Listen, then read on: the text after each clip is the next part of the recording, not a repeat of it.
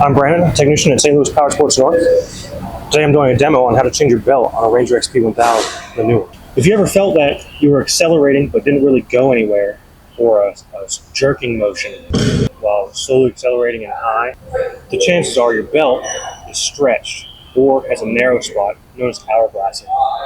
Today I'm going to show you a little tip to get the belt cover housing off and the belt cover along with the belt. The same tool that you use to remove these belts, or these bolts here, you can also use for this band clamp.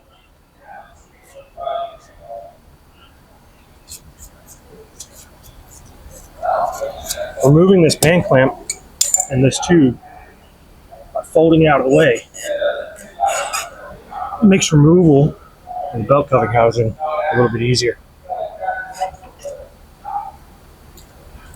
And now I'm going to start taking off the housing. I'm going to cheat.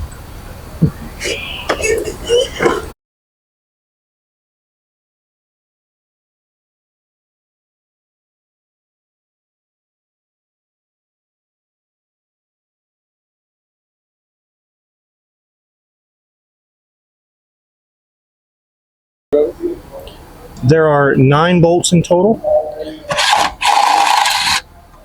If you're on the trail, instead of using a power wrench, what would you use? I prefer a 1/4 inch extension or a 1/4 inch ratchet, because I have a wobble socket provided by Cornwell. I really like this tool, but it's an 8 already on a wobbler, which is a little bit sturdier than just having a wobble and then the socket on it. The socket might fall off without a tool for a minute while you find it. Lifting up to where you removed the tube earlier gives you more space, allowing you to pull this thing out.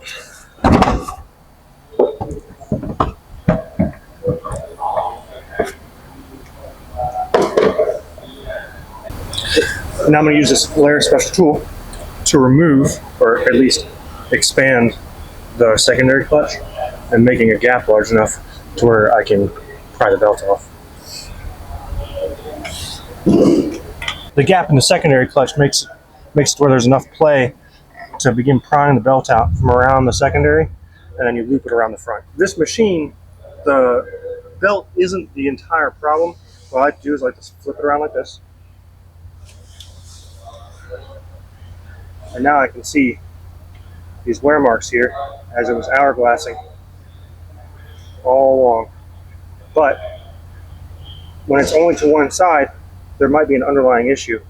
So I could replace this belt and not even solve the problem. The main cause of concern is that this primary has a free spinning bearing on this particular model. Some of them are one way that prevents the belt from going backwards.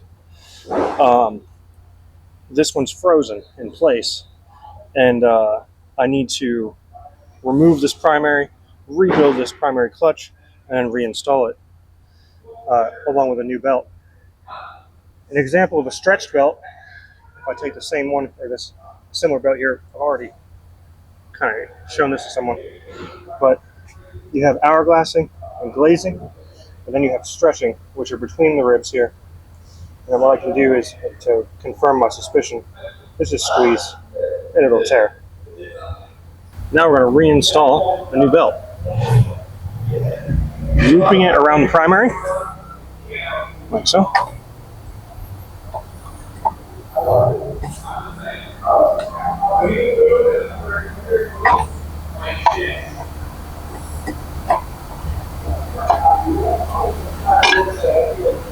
Getting it in the secondary, and it's important to get it in a drop zone like this, because it gives you all the free play. When you push down, it gives you all the free play on this side. You just pull like so, and then whenever it's nice and in there, release the secondary.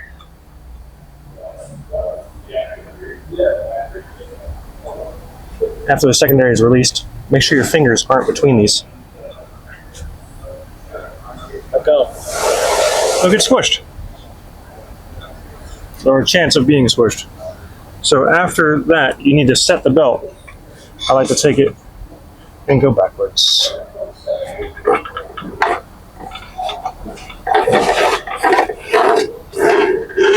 And you'll see that the belt begins to ride the outer side.